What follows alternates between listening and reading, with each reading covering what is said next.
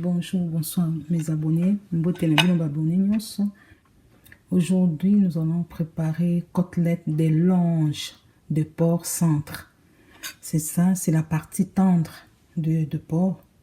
Je les mets ici. J'ai comme des aromates et j'ai l'oignon jaune. J'ai 3 gousses d'ail, un peu de piment doux et puis des feuilles de laurier, persil et oignon vert. J'ai ici poivre blanc, noix de muscade. Et puis j'ai une tomate broyée, je vais mettre. J'ai comme légumes, les carottes, on va le mettre les carottes. J'ai aussi poivre noir et j'ai pris un peu de sel, je vais commencer à assaisonner. Le loto kolamba, côtelette de longe de porc centre. Je vais assaisonner un peu, c'est à mettre l'huile pour frire un peu, juste un peu. Hein. Et puis assaisonner avec un peu de poivre noir. C'est ça que nous allons faire comme recette aujourd'hui. Je vous ai présenté tous les aromates. Toza matungulu, ail, piment doux na zumingité, fait de laurier na ndembi, toza na nino muscade, noix de muscade na biso, yango wana na poivre blanc, na romarin sec, na poivre noir. Et siko a tokozwa mafuta na biso, huile d'olive, n'importe quelle huile bino bosa elaka, tokozwa, tokotia, et puis toza na porc na côtelette de longe de porc centre, toza na yango. Tokozwa mafuta moke, je vais mettre juste quelques filets d'huile, hein. Pas beaucoup, juste quelques filets. C'est bon.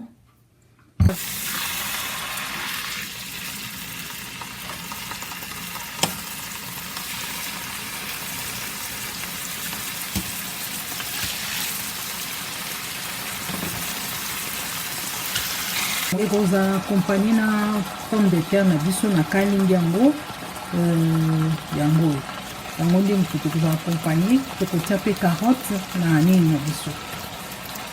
Sikoyo na kozwa poivre na kolokisa mwa likolo poivre noir.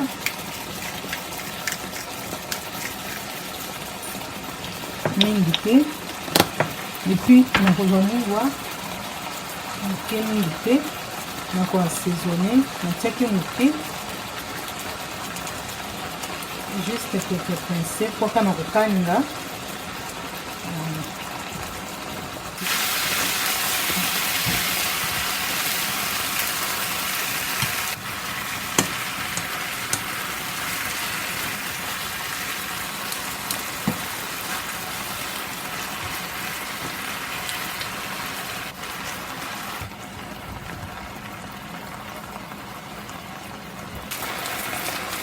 On va commencer à enlever ça.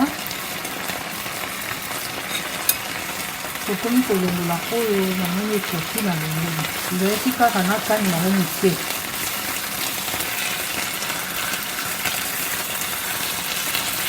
On va dire que l'on va nous mettre.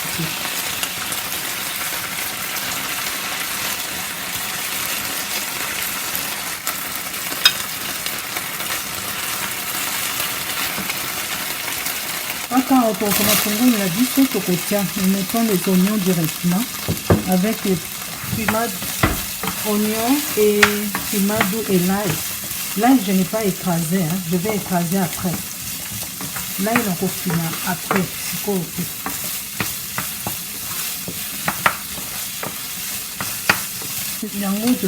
Ici, nous avons fait sortir la côtelette de porc. Je l'ai fait sortir, je vais ajouter un peu d'huile, pas beaucoup, juste un peu, l'huile d'olive.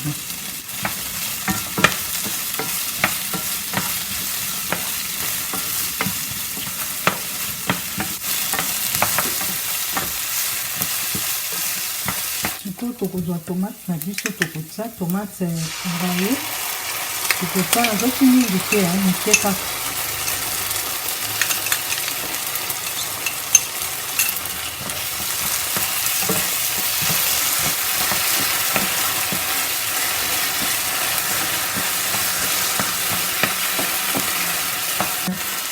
Tokozwa mai moke tokotia po ebela kitoko.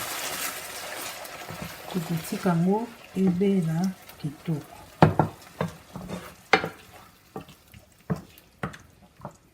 Tokotia mai. On va mettre maintenant poivre blanc et quoi? Noix de muscade avec romarin sec.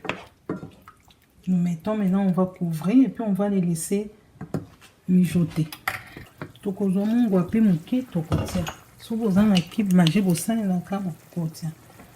Un petit mungu a moke mingi te. Tokotika yango etoka bien. Ok, sauce na biso ebe tokozwa sikoyo côtelette de porc na biso tokotia. Nous allons mettre maintenant des côtelettes de porc. Nous allons mettre dans notre casserole. Notre sauce est cuite. On n'avait pas mis beaucoup de tomates, hein? Juste un peu. Hein? On n'avait pas mis beaucoup. Pas beaucoup d'huile. Maintenant, nous allons laisser cuire. Et puis, nous allons mettre maintenant les carottes ici. Je vais couper en deux. De gros morceaux. Jusqu'aux carottes, na biso toti na kati nzungu na biso parce que toti pe nyama na biso.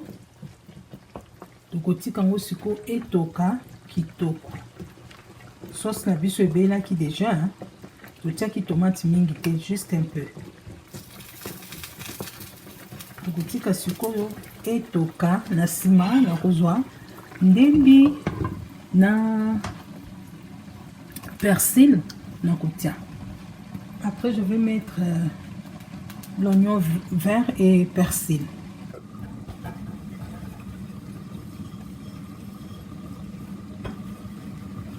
L'eau na biso bela kitoko, kitoko, kitoko.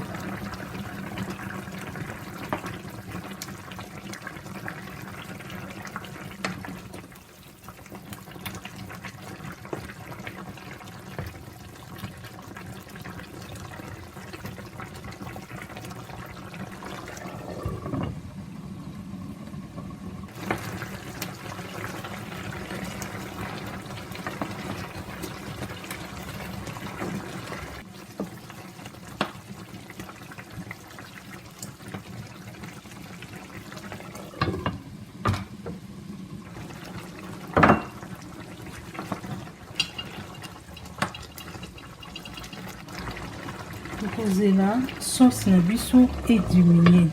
Biloko na biso ezobela kitoko. J'avais mis juste un peu d'huile et puis un peu de sel. Pas beaucoup. Maintenant, nous allons voir, regardez comment ça mijote.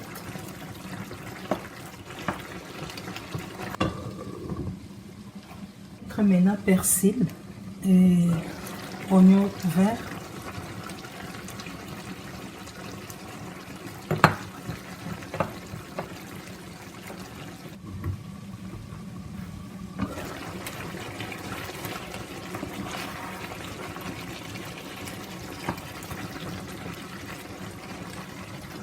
Je vais commencer à écraser l'ail. Je vais écraser l'ail que j'avais mis parce que j'avais pas mis coupé, j'avais mis en entier.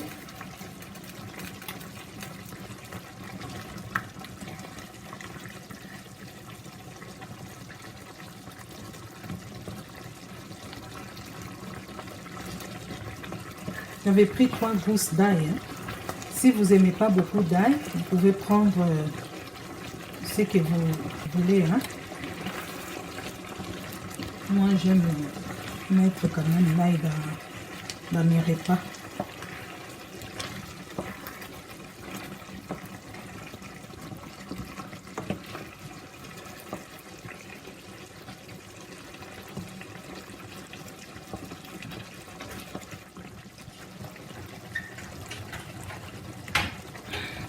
Nous allons voir si nos carottes sont cuites.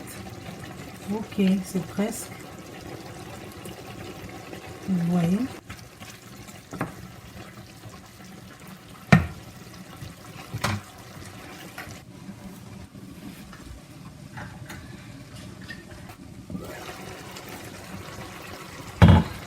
Ok, bon, c'est des tocos. Côtelette de longe de porc. C'est bien cuit.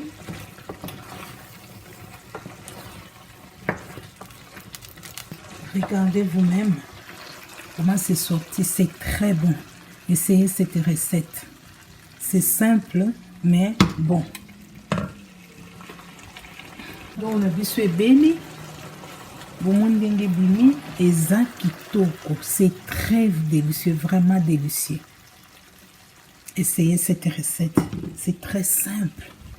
Je dis que ça sera accompagné avec des patates, des pommes de terre. Na kanga qui ont en caméra. Vous avez un service pour la xabine. Ok, tout ceci, on a besoin yangoyo. Botala ndenge bimi yangoyo. Vous likez,